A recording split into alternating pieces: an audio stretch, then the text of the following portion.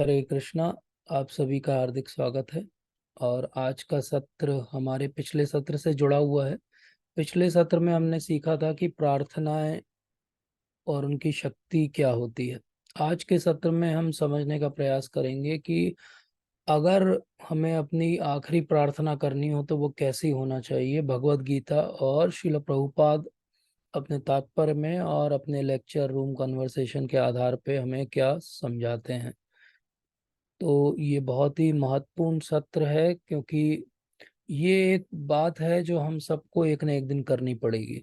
एक न एक दिन अंतकाल सबका आने वाला है। और उस अंतकाल में हमारी कॉन्शियसनेस का लेवल क्या होता है और हम क्या करते हैं, वही डिसाइड करेगा एक्चुअली कि हमारा अगला डेस्टिनेशन क्या होगा।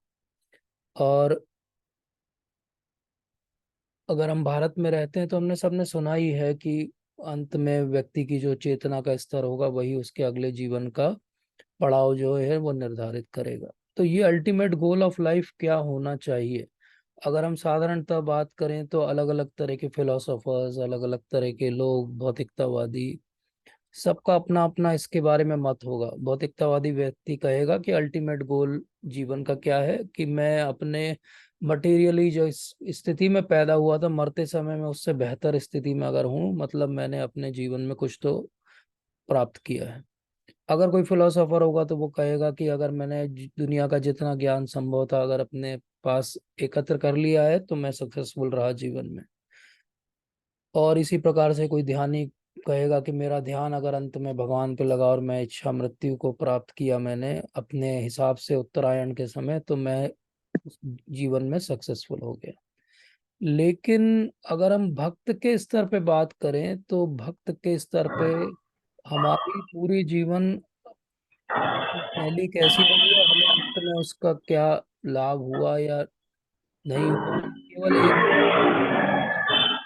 और वो एक बात ये है और वो एक बात ये है कि हम अंत काल में अपने जीवन में क्या अचीव कर पाए।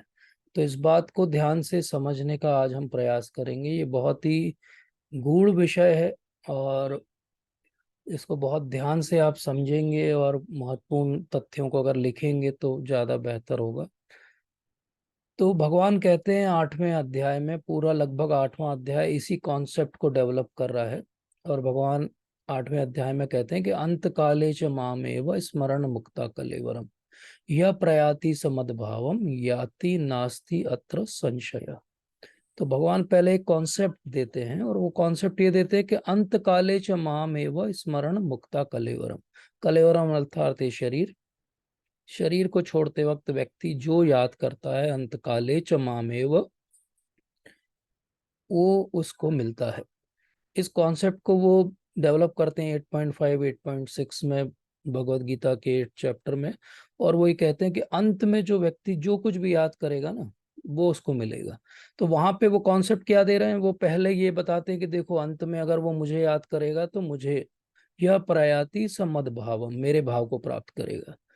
लेकिन उसके अगले श्लोक में वो क्या कहते हैं, देखो ऐसा है कि यम यम स्मृति, बोले जो जो भी याद करेगा उसको वो मिल जाएगा। इसका अर्थ क्या हुआ, जो देवता को याद करेगा वो देवताओं के लोग चला जाएगा, वो जो भूत प्रेत को याद करेगा, जो पितरों को याद करेगा वो वहां चला जाएगा। तो वो कहते हैं यम यम वापि स्मरण भावम त्यजंत अंत कलेवरम तम तम एवति कौन्तेय सदा तद भाव भाविता। तो फिर वो इस कॉन्सेप्ट को और कंसोलिडेट कर देते कि ऐसा नहीं कि मेरे को याद करेगा तो मेरे पास आएगा।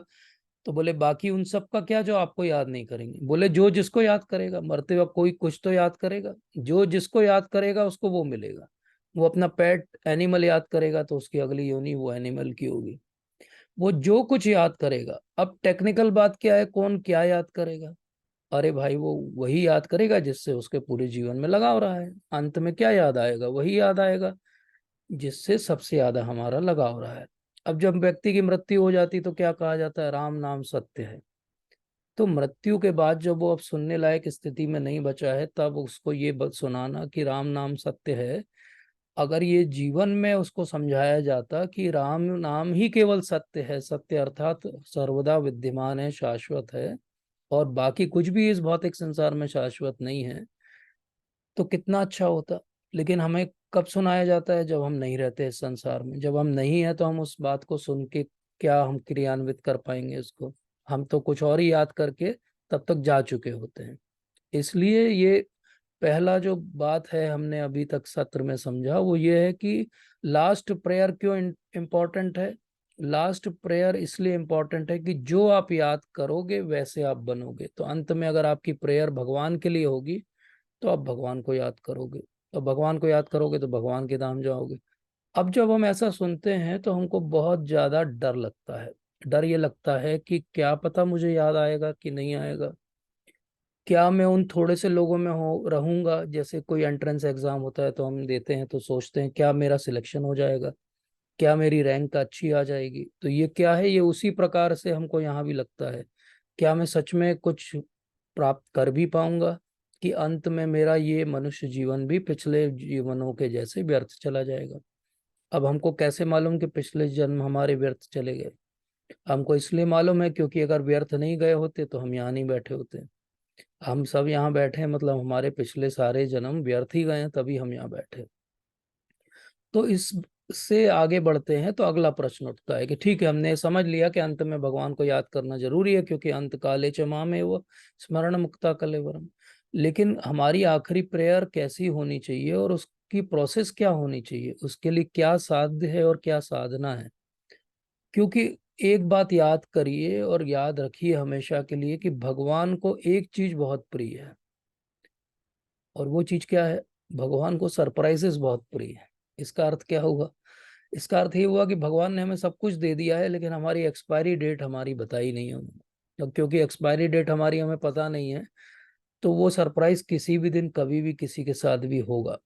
और वो सरप्राइज टेस्ट में क्या हम पास होंगे फेल होंगे? अब सरप्राइज टेस्ट में डेट नहीं पता है लेकिन सरप्राइज टेस्ट में जो पेपर आएगा वो पता है। तो ये बड़ी अच्छी बात है। अगर आपको पेपर पहले से पता हो और मान लो डेट नहीं भी पता हो तो आप तैयारी तो कर ही सकते हो। और मान लो आपको पता हो कि ये एक एग्जाम है, इसको निकाल लीजिए, आपको इसके बाद जीवन के कोई एग्जाम नहीं निकालने पड़ेंगे। तो हम उस पर्टिकुलर सब्जेक्ट के लिए, उस पेपर के लिए कितनी तैयारी करेंगे? बहुत तैयारी कर लेंगे क्योंकि हमें लगेगा बस ये एक चीज कर लो सब चीज ठीक हो जाएगी। तो ये जो सरप्राइज टेस्ट होना है इसकी डेट फिक्स नहीं है, लेकिन इस सरप्राइज टेस्ट में क्या क्वेश्चन पूछा जाएगा ये फिक्स है। और क्वेश्चन केवल एक ही है। पेपर आएगा आपके हाथ में, एक ही प्रश्न लिखा रहेगा उस पर, और वो प्रश्न ये रहेगा, क्या आपको मैं याद हूं? ये प्रश्न पूछेंगे आपसे। और अगर उसका उत्तर हाँ है तो हमारा जीवन बदल जाएगा हमेशा के लिए। और अगर इसका उत्तर ना है तो बड़ी मुश्किल में है क्योंकि हमने फिर एक जीवन खो दिया। तो बात यह है कि ये जो स्थिति है ये बड़ी डरावनी लगती है और लगता है कि भगवान तो बड़े खराब हैं, कितने निष्ठुर हैं। ऐसा क्यों कंडीशन बना दिया? कुछ इजी दे देते, कुछ सिंपल कर देते। तो क्या सच में ऐसा है? तो भगवान को भी पता है कि ये डाउट लोगों को आएगा जब वो ये मेरे 2 श्लोक पढ़ेंगे। इसीलिए भगवान 8th चैप्टर के ही 14 श्लोक में बहुत अच्छी बात बताते हैं। और ये 8th चैप्टर का जो 14 श्लोक है ये मैं चाहूंगा कि कोई मुझे पढ़ के बताए जिसके पास भी भगवत गीता सामने खुली हो।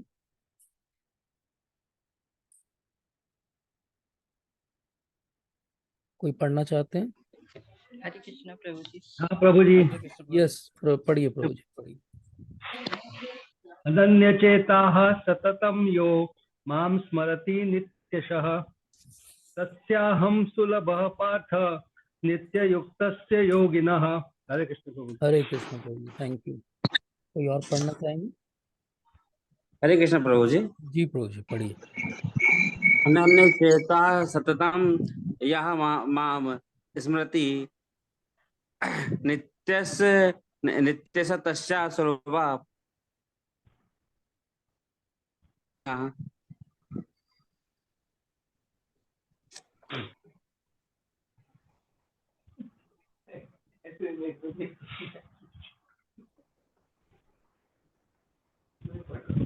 क्या प्रभु जी का हरे नेटवर्क में कोई कृष्णा प्रभु। प्रॉब्लम है?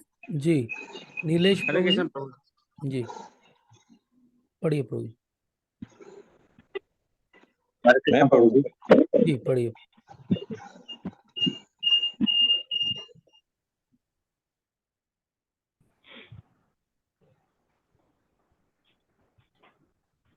आप म्यूट हैं प्रभु जी, आपकी आवाज नहीं आ रही।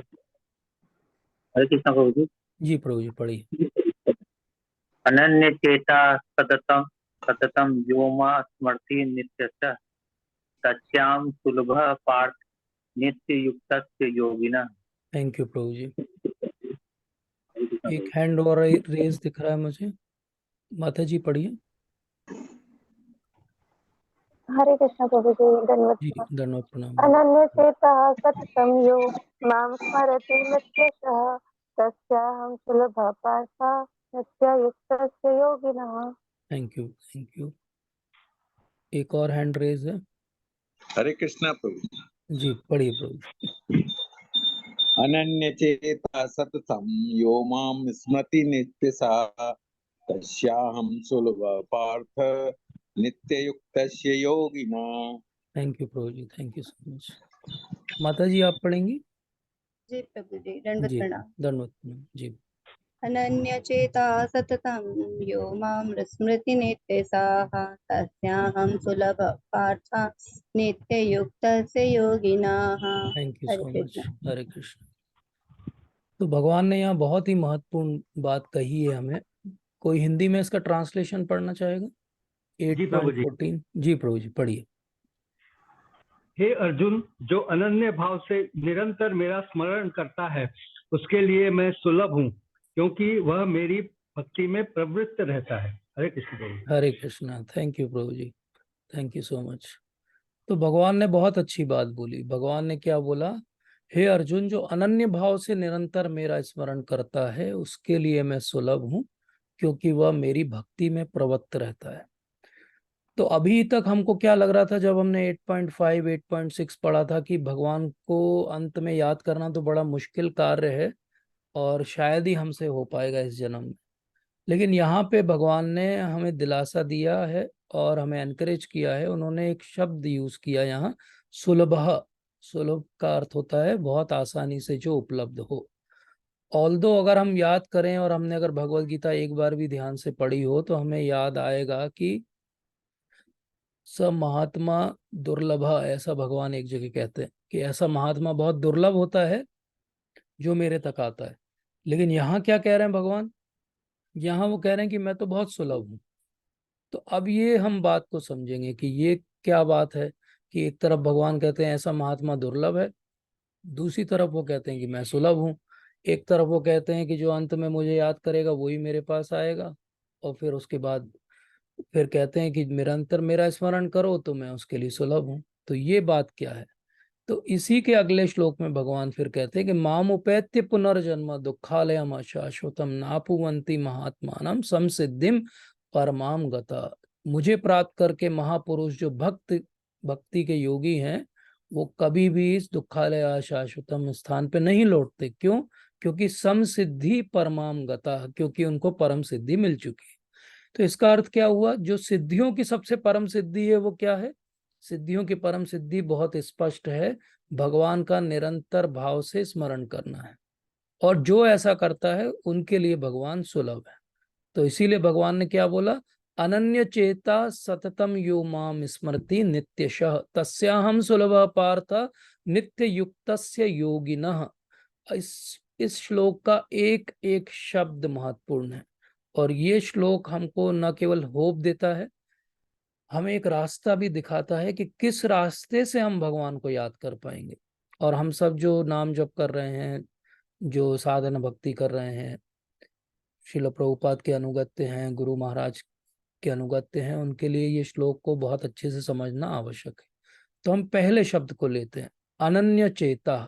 अनन्य चेता का अर्थ हो भगवान यहाँ क्या कहना चाह रहे हैं? भगवान ये कहना चाह रहे हैं कि अनन्य चेता सततम यो मां स्मृति नित्यशः। अनन्य चेता अर्थात अनन्य रूप से जो मुझे याद करता है। अनन्य का अर्थ होता है, अन्य के आगे अन लगा दिया, अर्थात अन्य का मतलब होता है दूसरा, और अन लगा दो तो वो अपोजिट हो गया, उसका एंटोनिम बन गया। इसका अर्थ क्या हुआ कि कोई भी और नहीं, तो जो कुछ और याद नहीं करता है, केवल मुझे याद करता है, और वो भी सतत रूप से जब मुझे याद करता है, तो उसको कहा जाता है अनन्य चेता। तो जैसा ये थीम है 8.4, 8.5 और अभी 8.14, 15। तो यहाँ पे क्या थीम चल रही है? थीम यह है कि अंत में हमको भगवान को याद करना है। श्रील प्रभुपाद को एक श्लोक बहुत ही प्रिय है और वो बार बार उसको कोट करते हैं अपने लेक्चर्स में, रूम कन्वर्सेशन में। और वो एक्चुअली श्लोक है कुलशेखर अलवार, एक बहुत महान भक्त हुए हैं भगवान के साउथ इंडिया में, और वो राम जी के बहुत महान भक्त हैं। तो उन्होंने एक पुस्तक लिखी है मुकुंद माला स्तोत्र, प्रभुपाद ने उस पर टीका भी लिखी है। तो इतनी प्रिय है प्रभुपाद को पुस्तक। उस पुस्तक का एक श्लोक है जिसको कुलशेखर अलवार कहते हैं कि कृष्णा त्वदीय पाद पंकज पंचरांतम अद्वैव में विशतु मानस राजहंसा प्राण प्रयाण समये कफवात पित्ता कंठावरोधन विधो स्मरणम कुटस्ते। तो उनका भाव कितना अच्छा है। कुलशेखर अलवार क्या कह रहे हैं? इसको कहते हैं अनन्य भक्ति। वो ये कह रहे हैं कि देखो भगवान, अभी तो मैं यंग हूँ, मेरा दिमाग शार्प है, मेरा सब चीज ठीक चल रहा है, सिस्टम प्लेस पे है, तो अभी तो मैं आपको याद कर रहा हूँ। तो एक काम आप ऐसा क्यों नहीं करते हो कि जैसे कोई हंस हो और वो पानी के अंदर जहाँ बहुत सारे कमल लगे हुए हैं वहां पे तैर रहा है, और अगर वो अपनी गर्दन अंदर डाल दे तो उसकी गर्दन कई बार वो जो रूट्स होती हैं कमल की उसमें फंस जाती है तो वो बेचारा वहीं मर जाता है उसी टाइम पे। तो बोले आगे आने वाले जीवन में जब मैं वृद्ध हो जाऊंगा तो मेरा गला जो है वो कफ से भर जाएगा और मेरा कफ वात पित्त सारे दोष हो जाएंगे, मेरा दिमाग ठीक से काम नहीं करेगा, शायद मेरी स्मृति भी खत्म हो जाए, मुझे अल्जाइमर पार्किंसंस हो जाए। उस समय मैं आपको कैसे याद करूंगा? तो एक काम करो कि अभी जो है मेरा ध्यान तो आपके कमल, चरण कमल पे है, तो जैसे कमल हैं और उनके नीचे आप बोले वो भी होगी, उनकी रूट्स भी होगी, तो आप अभी मुझे वहां फंसा लो और मैं जो है अभी प्राण त्याग देता हूँ। तो वो क्या चाहते हैं भगवान से? वो चाहते हैं कृष्णा त्वदीय पाद पंकज पंचरांतम। बोले आपके तो पाद पंकज हैं, उनमें अभी मेरा ध्यान लगा हुआ है और ये मन रूपी जो राजहंस है अभी वहां फंसा हुआ है, तो अभी आप उसको ले जाओ, क्योंकि बाद में मेरे साथ क्या होगा मैं नहीं कहता, मैं नहीं जानता। तो ये एक तरीका है इस प्रॉब्लम्स का सॉल्यूशन ढूंढने का। क्योंकि प्रॉब्लम क्या है? अंत में याद करना है, अभी तो याद है तो अभी चले जाएं। ये बड़ा अच्छा सॉल्यूशन है, इसको कहते हैं अनन्य भक्ति। तो कुलशेखर जो महाराज हैं वो राजा हैं एक्चुअली, और बहुत महान कवि भी हैं और बहुत ही महान भक्त भी हैं। वो कितने महान भक्त हैं और कितने अनन्य भक्त हैं, इसकी बहुत सारी कथाएं हैं। लेकिन आज अभी उनका नाम आया तो मुझे एक कथा स्मरण आती है उनकी, कि उनके राज्य में एक नियम था कि वो जब सिंहासन पे जाके बैठते थे तो रामायण का एक पार्ट जो है उनको सुनाया जाता था। तो एक बार ऐसा हुआ कि रामायण का वो वाला प्रसंग आ गया जिसमें सीता माता का जो है वो हरण होने वाला है और रावण ले जा रहा है उनको। तो ये इतने भाव में आ जाते हैं, बोले चलो, तुरंत तलवार निकालते, बोले ऐसे कैसे रावण कुछ कर सकता है, मैं उसको बिल्कुल पकड़ के बंदी बना लूंगा। फिर जैसे तैसे सबने उनको शांत किया, बोले नहीं नहीं हम करते हैं कुछ, आप बैठिए, हम करते हैं, हम आपको इन्फॉर्मेशन बताते हैं। फिर एक बार ऐसा प्रसंग आया कि रावण और राम जी का जो है युद्ध आरंभ होने वाला है, और राम जी के पास तो वानर की सेना है, रावण के पास बहुत पावरफुल सेना है। तो जैसे ही ये प्रसंग आता है तो कुलशेखर अलवार क्या करते हैं, वो अपनी पूरी सेना को ऑर्डर दे देते हैं, सब चलिए मेरे पीछे, घोड़े पे बैठ जाते हैं और बोलते हैं कि जल्दी चलो, रामचंद्र जी का रावण के साथ युद्ध हो रहा है और हमें राम जी का साथ देना है। अब ये साउथ इंडिया में है, उधर से पूरा समुद्र क्रॉस करके उनको लंका जाना है। तो ये सारे मंत्री अतप्रभ रह जाते कि अब इनका क्या करें, राजा ने ऑर्डर दे दिया, तो सेना भी चल पड़ती है उनके पीछे। तो ये एक मंत्री बहुत बुद्धिमान रहते हैं, वो क्या करते हैं, उधर से वो एक दूसरे एक सैनिक को दौड़ाते हैं जो आगे निकल जाता है उनसे, और फिर दौड़ते हुए वापस आते हुए बोलता है कि अरे वो तो राम जी और रावण का युद्ध पूरा हो गया है और राम जी जीत गए हैं। तो बोले अच्छा अच्छा जीत गए हैं तो चलिए वापस चलते हैं। तो ये होती है अनन्य भक्ति। वो इतने भाव में आ जाते हैं कि उनको यही ध्यान नहीं रहता है कि वो किस युग में रहें और रामचंद्र जी किस युग में हैं। अर्थात वो उस कथा को केवल पढ़ते नहीं हैं, उस कथा को केवल सुनते नहीं, उस कथा को वो जीने लगते हैं। ऐसे अनन्य भक्त जब चैतन्य महाप्रभु साउथ इंडिया यात्रा पे गए तो उन्हें एक ब्राह्मण मिले, और यहाँ भी रामायण का ही प्रसंग है। अब वो ब्राह्मण मिले तो वो बोले बहुत दुखी दिख रहे हैं वो ब्राह्मण, उन्हीं के यहाँ चैतन्य महाप्रभु रुके थे। बोले अरे आप कुछ प्रसादम नहीं पका रहे, क्या हुआ? तो बोले आज मैंने वो पढ़ा है और उसमें देखा कि सीता माता का तो अपहरण हो गया है, और ऐसे कैसे सीता माता का अपहरण हो सकता है, रावण ले जा सकता है? तो मैं बहुत दुखी हूँ, अब ये बात मेरे समझ में नहीं आ रही, इसलिए मैं तब तक अन्न जल त्याग के रखूंगा जब तक ये बात मेरे को कोई क्लियरली तत्व के आधार पे समझाएगा नहीं। तो महाप्रभु फिर बाद में जाते हैं और एक मंदिर से एक वो ग्रंथ लेकर आते हैं जिसमें एविडेंस रहता है, जिसमें लिखा रहता है कि वो जो लक्ष्मण रेखा को क्रॉस करके रावण जिनको ले जाता है वो छाया सीता है, और जो वस्तुतः सीता माता हैं वो तो अग्निदेव के पास में सुरक्षित हैं। जब वो ये एविडेंस दिखाते हैं तब वो ब्राह्मण जो है वो भोजन ग्रहण करना आरंभ करते हैं। इसको कहते हैं अनन्य भक्ति। तो अनन्य चेता क्या होता है? अनन्य चेता हमने एक कथा सबने सुनी, एक ब्राह्मण है जो मानसिक रूप से भगवान को भोग अर्पित कर रहे हैं, और फिर वो एक स्वीट राइस का बॉल बनाते हैं और वो सोचते हैं कि ये मैं ऑफर करूं भगवान को। वो ज्यादा गर्म तो नहीं है क्योंकि स्वीट राइस ठंडा ऑफर किया जाता है, तो वो मानसिक रूप से उसमें फिंगर इंसर्ट करके देख रहे हैं कि गर्म तो नहीं है, और वो गर्म था और उनकी उंगली जल जाती है, और ऐसे इनका ध्यान टूटता है, सच में उनकी उंगली जली हुई रहती है। और वहां वैकुंठ में नारायण जो है वो हंसने लगते हैं, तो लक्ष्मी जी पूछती हैं क्या हुआ, क्यों हंस रहे हो? बोले ये है मेरा एक भक्त। तो बोले अरे इतना अच्छा भक्त है, इसको जल्दी से ऊपर बुला लो। तो ये है अनन्य भक्ति। अनन्य भक्ति कैसी होती है? जैसे प्रभुपाद की अनन्य भक्ति है। प्रभुपाद हर जगह यही देख रहे हैं कि कैसे भगवत जो है धर्म का प्रचार किया जाए, उनका और कोई भी जो है हेतु नहीं है। वो पूरे समय बस यही प्रयास कर रहे हैं, चाहे वो भारत में रह रहे हो, चाहे वो विदेश में रह रहे हो, चाहे वो अपने अंतिम समय में हो, चाहे वो जब गुरु महाराज से मिलने के बाद बहुत यंग हैं और अपना व्यवसाय कर रहे हैं। तो ये इसको कहते हैं अनन्य भक्ति। अनन्य का अर्थ होता है और कोई अन्य नहीं। अब भारत में क्या ट्रेंड है? भारत में ट्रेंड है सोमवार कोई, मंगलवार को कोई, शनिवार को कोई। ये ट्रेंड अगर है तो आप समझ लो कि ये अनन्य भक्ति नहीं है। भगवान ऐसे नहीं मिलेंगे। भगवान मिलते हैं जब आप अनन्य होते हो, आप अपना सब कुछ उनको दे दो और बोलो कि अब जो अच्छा है खराब है मेरे अंदर और आपके और मेरे बीच में, वो बस आपके और मेरे बीच में है, वहां कोई तीसरा नहीं है। इसी को कहते हैं अनन्य। जब तक कोई और अन्य है तो वो अनन्य भक्ति नहीं है। तो भगवान ने पहला ही वर्ड बोला अनन्य चेता, फिर बोला सततम यो मां स्मरति नित्यश। केवल अनन्य से भी बात नहीं बनेगी। बोले ठीक है, केवल कृष्ण ही है हमारे, लेकिन हम करते कुछ नहीं उनके लिए। तो ये क्या हो गया? अनन्य तो हो गया लेकिन सतत स्मरण नहीं हुआ और नित्य नहीं हुआ। तो ये सब चीजें जब होगी, पहला अनन्य प्लस सतत प्लस नित्य प्लस स्मरण इक्वल टू सुलभ, उनके लिए भगवान कहते हैं कि मैं सुलभ हूं। कितने सुलभ हैं भगवान? हम महाप्रभु की लीला में देखते हैं कि एक कॉलेज श्रीधर हैं जो केले के पत्ते बेचने का व्यवसाय करते हैं, और महाप्रभु जो युगल अवतार हैं राधा और कृष्ण के, लक्ष्मीपति हैं जो, वो वहां पर आके एक एक पैसे के लिए हिसाब करते रहते हैं, बार्गेन करते रहते हैं।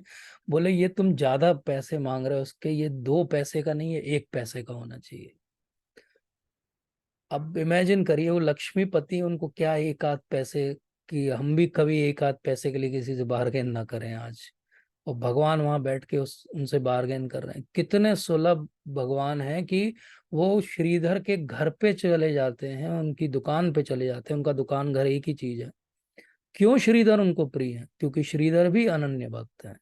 श्रीधर को कोई नहीं जानता है लेकिन महाप्रभु जानते हैं। तो ये है सुलभ। भगवान कैसे सुलभ है? इतने सुलभ हैं कि जब वो श्रीवास आंगन में अपनी लीला कर रहे हैं और उनका अभिषेक चल रहा है, तो एक दुखी है जो केवल पानी भर के लाने का कार्य करी बैकग्राउंड में, लेकिन भगवान का ध्यान उस पर भी है। महाप्रभु पूछते हैं ये कौन है? तो श्रीवास ठाकुर कहते हैं कि ये तो, इसका नाम दुखी बोलते हैं हम लोग, ये नॉर्मल काम करती है, ये अभी गंगा से आपके अभिषेक के लिए जल लेकर आ रही है। तो बोले अरे ये दुखी कैसे है? ये अगर सेवा कर रही है तो ये तो सुखी है। तो भगवान ये देखते हैं कि आप अनन्य रूप से करोगे तो आपके लिए भगवान बहुत सुलभ है। और आप अगर उनसे कोई ट्रिक अपनाने का प्रयास करोगे तो फिर उनसे बड़ा छलिया भी कोई नहीं है। इसलिए भगवान ने एक वर्ड डाल दिया यहाँ पे, नित्यश या नित्य युक्तस्य योगिना। अब आप देखो, एक ही श्लोक के अंदर नित्य वर्ड 2 बार बोला भगवान ने। ये बड़ी इंपॉर्टेंट बात। 2 बार क्यों बोला? क्योंकि भगवान इस बात को एम्फेसिस करना चाहते हैं कि नित्य को समझना पड़ेगा। नित्य क्या होता है? नित्य का अर्थ होता है कि रेगुलर। नित्य का अर्थ होता है जो आपकी हैबिट का पार्ट बन चुका हो। तो कैसा अनन्य भक्ति होना चाहिए? ऐसी अनन्य भक्ति होना चाहिए जो हमारी हैबिट का हिस्सा बन जाए, जो हमारा पार्ट बन जाए, जिसको अलग ना किया जा सके। जिसको अलग कर दिया जाए तो हम ही ना बचें। इसको कहते हैं अनन्य भक्ति। इसीलिए प्रभुपाद, अगर आप तात्पर्य पढ़ेंगे तो बहुत सुंदर तरीके से बताते हैं कि अलग अलग तरीके से लोग मुक्ति का प्रयास करते हैं। बोले कोई कर्म योगी है, कोई ज्ञान योगी है, कोई हठ योगी है। बोले ये सारे योगी भी जब तक उनमें भक्ति थोड़ी सी नहीं जुड़ेगी, ये वैसे भी आगे नहीं बढ़ पाएंगे। और दूसरी बात, अगर ये आगे भी बढ़े तो ये अल्टीमेट गोल को प्राप्त नहीं कर पाएंगे। क्यों? क्योंकि बेसिकली भगवान को पाना इतना आसान नहीं है। भगवान ने उसको डिफिकल्ट तो बना के रखा ही है, लेकिन फिर भी भगवान कहते हैं कि मैं तो सुलभ हूं। तो इसको कैसे समझें कि एक तरफ इतना नित्य नित्य बोल दिया और दूसरी तरफ बोल दिया सुलभ है?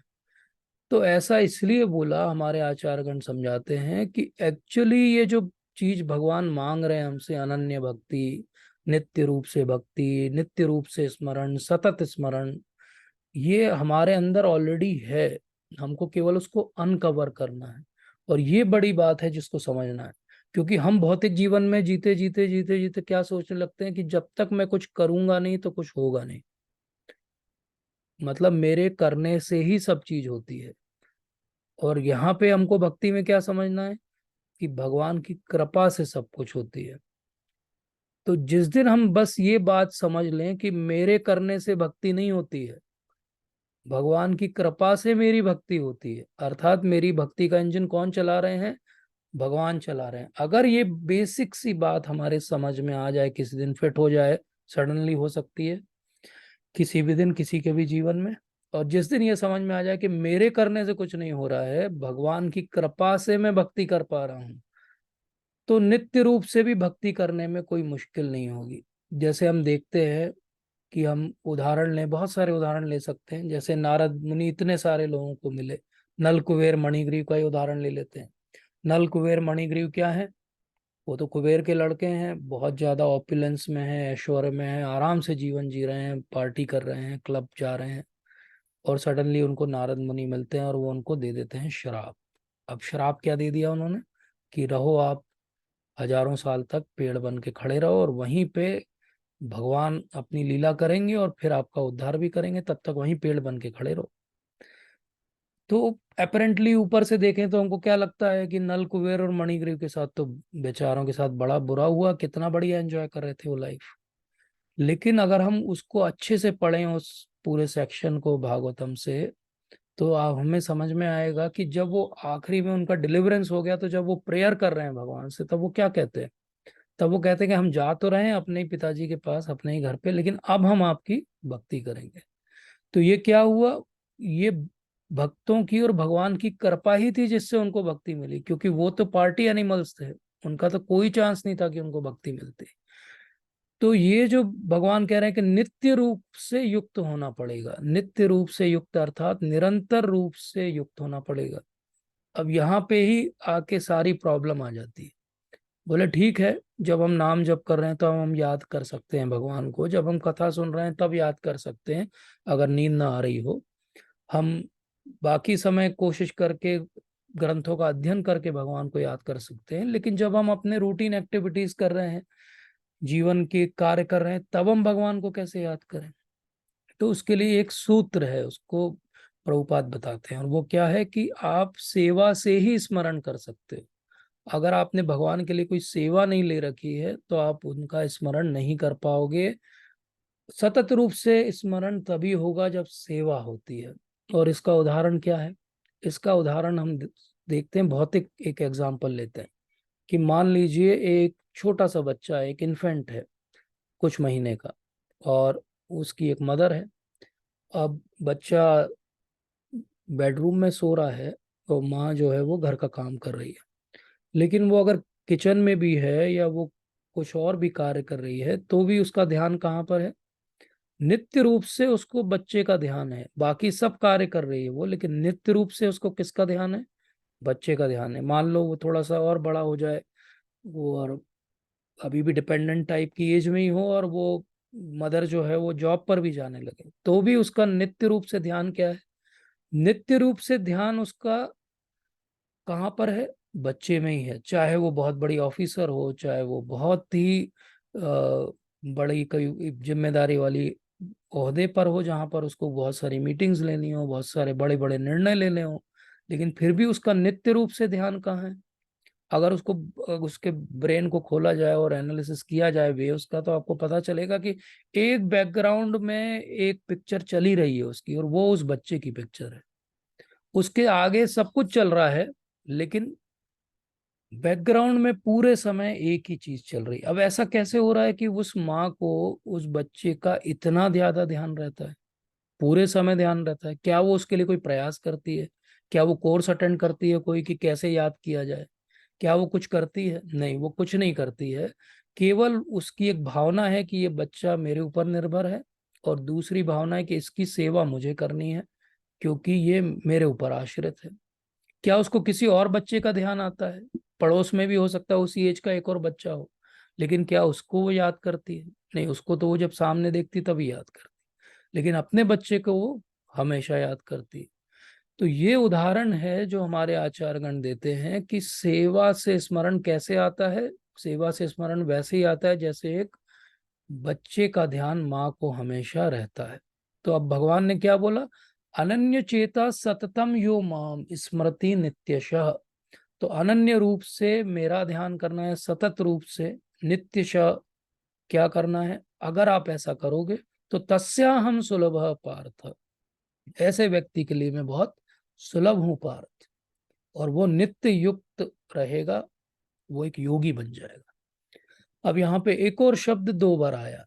भगवान कहते हैं अनन्य चेता सततम यो माम, माम अर्थात मेरा, और फिर उसके बाद में कहते हैं तत्स्या अहम सुलभ पार्थ, अहम अगेन मेरा। तो यहाँ बहुत कैटेगोरिकली भगवान कह रहे हैं कि मेरा मतलब कृष्ण का। वो ये नहीं कह रहे हैं कि मेरे अंदर के किसी परमात्मा का, कि किसी लाइट का, किसी साउंड का, किसी का नहीं, मेरा।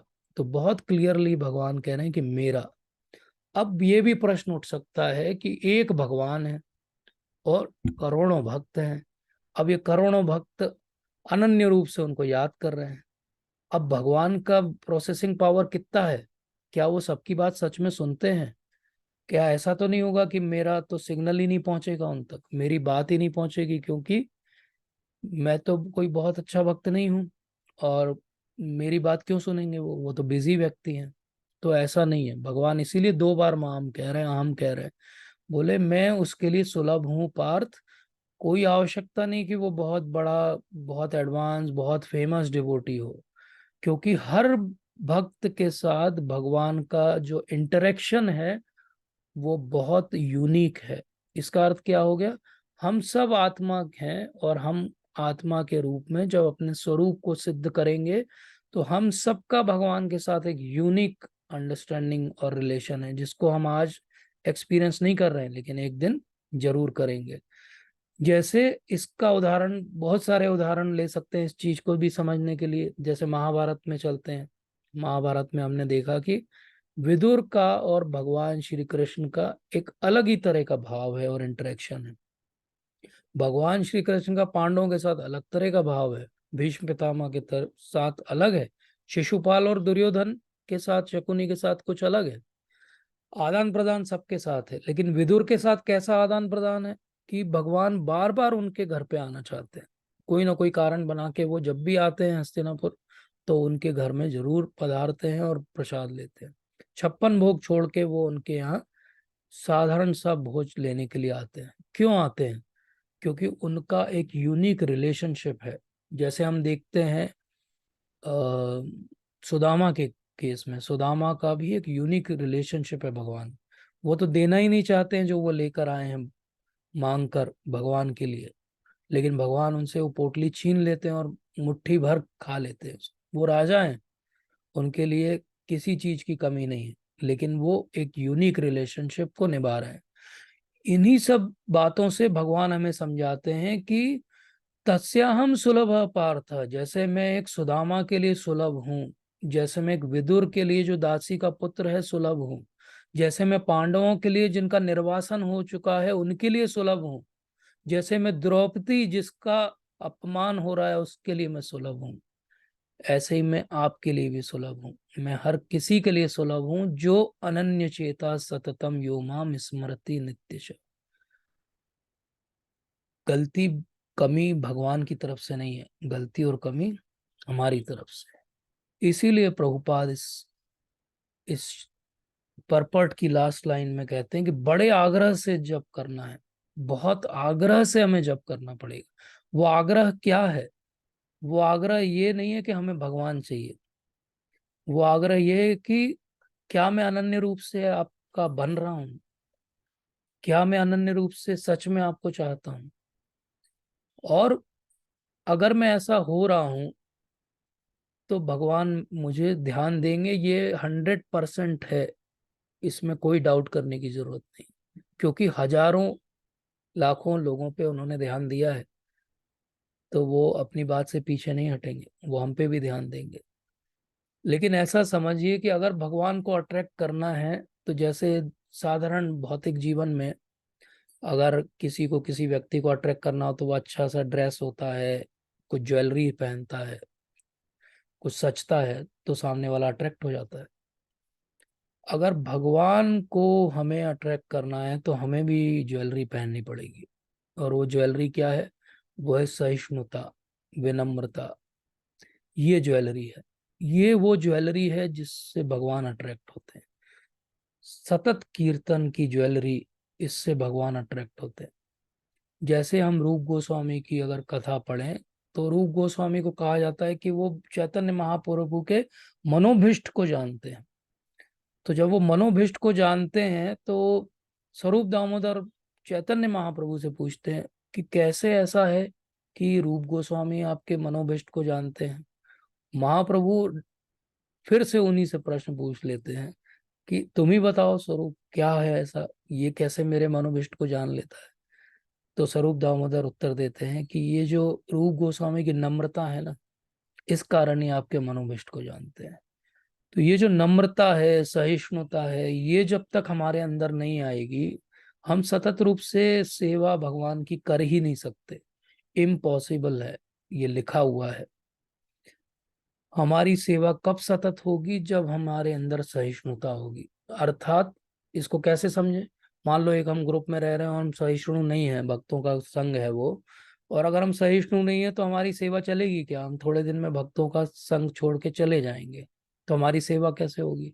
या हम भक्तों के साथ लड़ लेंगे, तो क्या भगवान हमें ऐसे स्थिति में देख के प्रसन्न होंगे? बिल्कुल भी नहीं होंगे।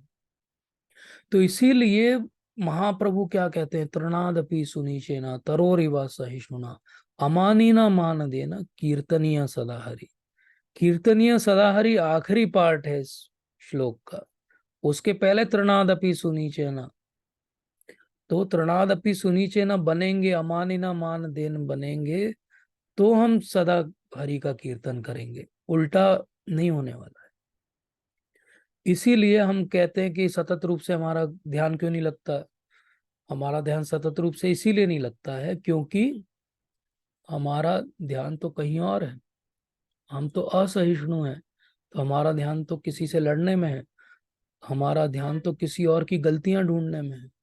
जब हम किसी और की गलती ढूंढ रहे हैं तो हम कहाँ भगवान पे सतत रूप से ध्यान लगा पाएंगे? और गुरु महाराज ने 1998 में एक लेक्चर में बहुत बड़ी बात समझाई। उन्होंने बोला कि ये जो तृणादपि सुनीचना है ये एक्चुअली सुप्रीम रियलिटी है। बोले कैसे सुप्रीम रियलिटी है? कि ये ऊपर से लेकर नीचे तक यही रियलिटी है। इसका अर्थ क्या हुआ? बहुत सुंदर तरीके से उन्होंने समझाया कि भगवान श्री कृष्ण गोप ग्वालों के साथ में कुश्ती का मल्ल युद्ध करते हैं और उसमें हार जाते हैं। नंद बाबा बोलते हैं कृष्ण को कि जाओ वो सामान मेरे लिए उठा के ले आओ, और छोटे से कृष्ण धीरे धीरे चल के जाते हैं, कोशिश करते हैं कोशिश करते हैं, उठाते हैं उठाते हैं, और नहीं उठता है उनसे। और यही कृष्ण है जो 7 साल में अपने लेफ्ट हैंड की लिटिल फिंगर पे गोवर्धन धारण कर लेते हैं। Now what is this? ये वो कृष्ण है जो महाविष्णु के स्रोत हैं, जिनसे सारे ये यूनिवर्स निकलते हैं, और अनंत शेष जिनके ऊपर ये विद्यमान है सारी यूनिवर्स, उनके लिए ये पूरा ब्रह्मांड जो है वो एक मस्टर्ड सीड के बराबर है। तो एक तरफ इतना पावर है भगवान के पास, और एक तरफ वो मल्ल युद्ध में अपने से छोटे गोप ग्वालों से हार जाते हैं और बोलते हैं अरे मेरे से तो हो ही नहीं पा रहा है, मैं तो हार गया। बोले ये भगवान की विनम्रता है, और यही रीजन है कि भगवान को विनम्रता पसंद है। तो महाराज समझाते हैं कि ये विनम्रता क्यों पसंद है भगवान को। ये इसीलिए पसंद है क्योंकि इस विनम्रता के कारण जो गोप ग्वाले हैं वो खुश हो जाते हैं, वो ताली बजाते हैं, अरे वाह कृष्ण हार गया, कृष्ण हार गया। और इस वजह से लोग प्रसन्न हैं, और भगवान देखते हैं और लगता है उनको अरे वाह, अगर मैं हार जाता हूं तो लोग खुश होते हैं, मतलब मैं हार भी सकता हूं और उसके बाद भी वो खुश हैं, और वो खुश हैं तो मैं भी खुश हूं।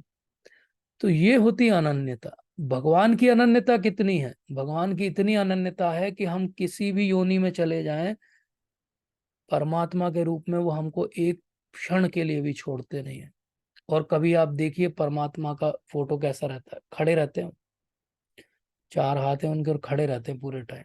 अर्थात जब तक हम भगवान के लोक में नहीं चले जाते हैं तब तक भगवान इतने अनन्य हैं हमारे लिए कि पूरे समय खड़े हैं, केवल खड़े ही रहेंगे। कब तक खड़े रहेंगे?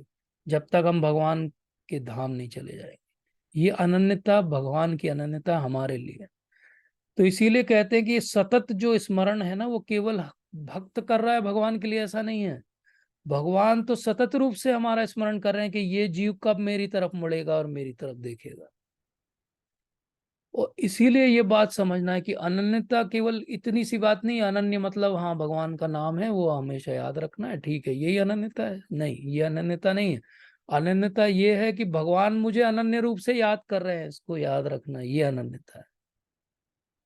इसीलिए अगर अनन्यता में और डीप में जाएं तो हमें समझ में आएगा कि हमारा साध्य और साधन, जहां से हमने बात चालू की थी कि हमारी एक साधना की पद्धति है और हमारा एक साध्य है, हम कहाँ किस चीज को पाना चाहते हैं। साध्य हमारा भगवान श्री कृष्ण का प्रेम है, और साधना की पद्धति हमारी हरे कृष्ण मंत्र का जप करना है। अनन्यता क्या होती है? अनन्यता ये होती है कि जब साध्य और साधन एक हो जाए। इसका अर्थ क्या हुआ? इसका अर्थ ये हुआ कि जब आप नाम जप करो और नाम में आपको जब रस आने लगे, प्रेम आने लगे, जिस दिन आपको ये समझ में आने लगे कि भगवान के नाम में और भगवान में कोई अंतर नहीं है, आपका साध्य और साधन सेम हो गया। और इसको कहते हैं साध्य और साधन की अनन्यता।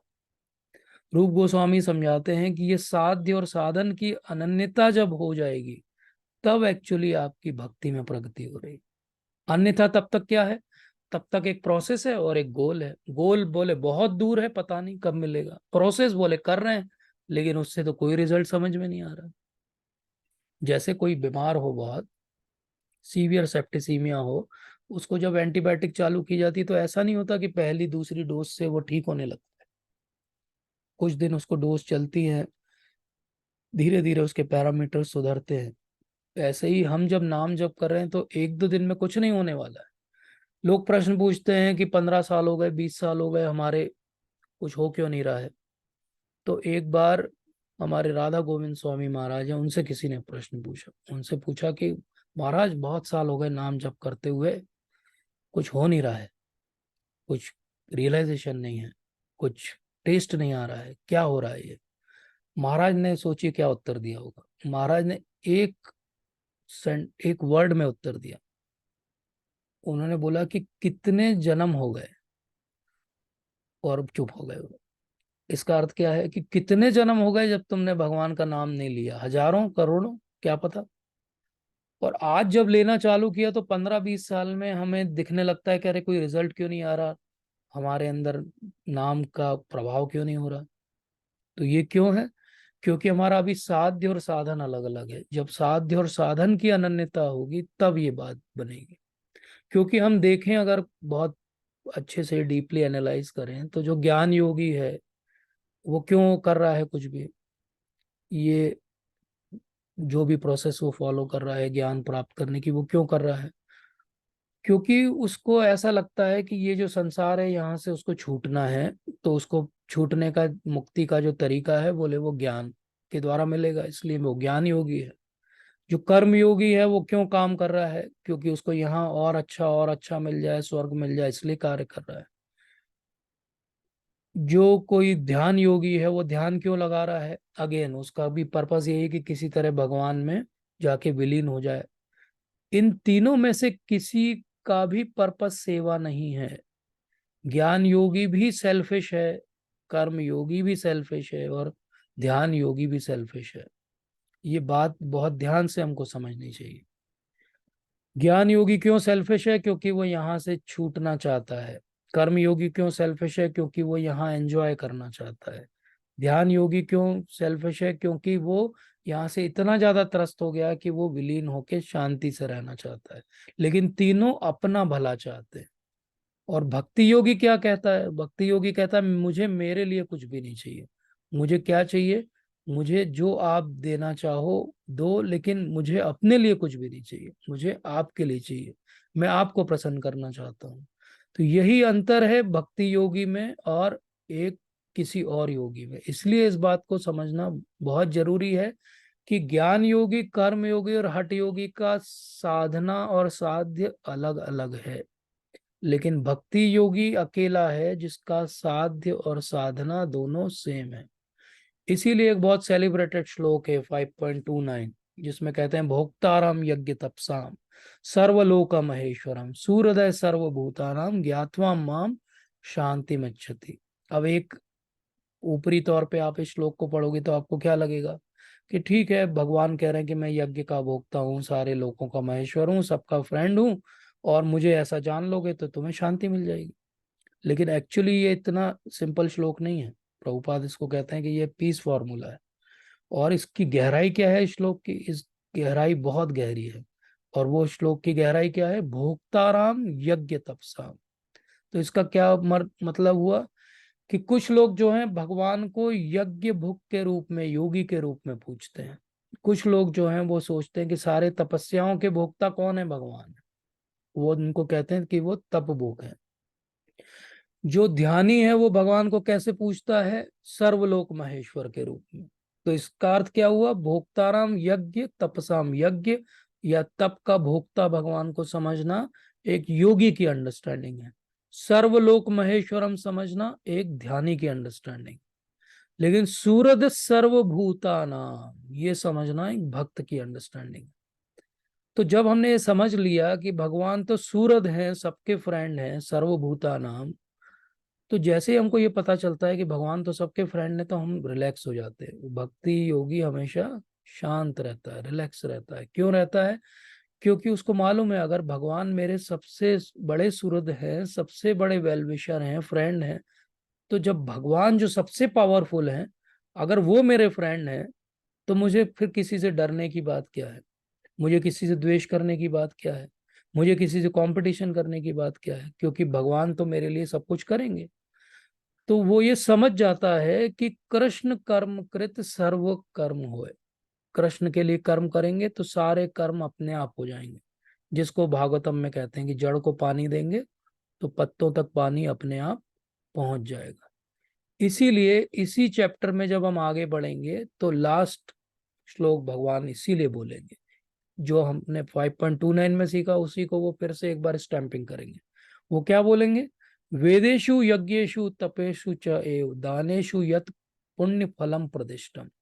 बोले जो वेद कर पढ़ने से, जो यज्ञ करने से, जो तप करने से, जो दान करने से, जो पुण्य करने से, कुछ भी करने से जो जो भी फल मिलते हैं वो सारे के सारे फल केवल भक्ति करने से अपने आप मिल जाते हैं। इसलिए भक्त को कोई डर नहीं लगता है। भक्त को डर क्यों नहीं लगता है? क्योंकि उसको पता है मैं जो कर रहा हूं उससे मुझे सब कुछ मिल रहा है, मुझे अलग से कुछ और करने की आवश्यकता नहीं है। इसीलिए वो अनन्य हो जाता है। तो अनन्य कब होता है भक्त? जब वो ये समझ जाता है कि भगवान सूरद हैं। अनन्य कब हो जाता है भक्त? जब वो ये समझ जाता है कि सारे बाकी फल करने की, पीछे भागने की मेरी आवश्यकता ही नहीं है, क्योंकि भगवान को अगर मैंने प्रसन्न कर लिया तो मेरा सब कुछ हो जाएगा, मुझे कुछ और करने की आवश्यकता ही नहीं। मॉडर्न टर्म्स में बोले तो fear of missing out, FOMO. तो we have no fear of missing out, हम जो कर रहे हैं उतने से हमारा सब कुछ हो जाएगा। तो अनन्यता क्या है? अनन्यता एक साइन ऑफ फेथ है। प्रभुपाद कहते हैं तात्पर्य में, the special qualification of pure devotee is that he is always thinking of Krishna without deviation and without considering time और place, there should be no impediments.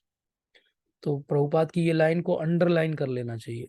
क्या कह रहे हैं? अगर आप अनन्य भक्त हो तो आप आज के बाद कभी ये एक्सक्यूज नहीं बनाओगे कि आज समय अच्छा नहीं था इसलिए भक्ति नहीं हुई, या ये स्थान अच्छा नहीं था इसलिए भक्ति नहीं हुई। प्रभुपाद खुद का उदाहरण देते हैं, बोलते हैं कि मैं अमेरिका में बैठा हूँ, मैं वृंदावन में रहता था, लेकिन मैं अभी भी भक्ति कर रहा हूँ। अमेरिका में भी बावरी में भी बैठ के मैं भक्ति कर सकता हूँ, तो कोई भी भक्ति कर सकता है। और इसी में वो उदाहरण देते हैं, इसी तात्पर्य में वो कहते हैं कि अद्वैत आचार्य ने चैतन्य महाप्रभु को बोला था कि महाप्रभु आप जहाँ हैं वहां वृंदावन, शुद्ध भक्त जहाँ है वहां वृंदावन।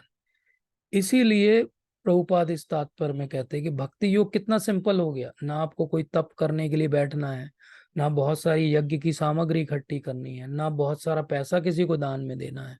आपको तो केवल भगवान की सेवा की भावना जागृत करनी है।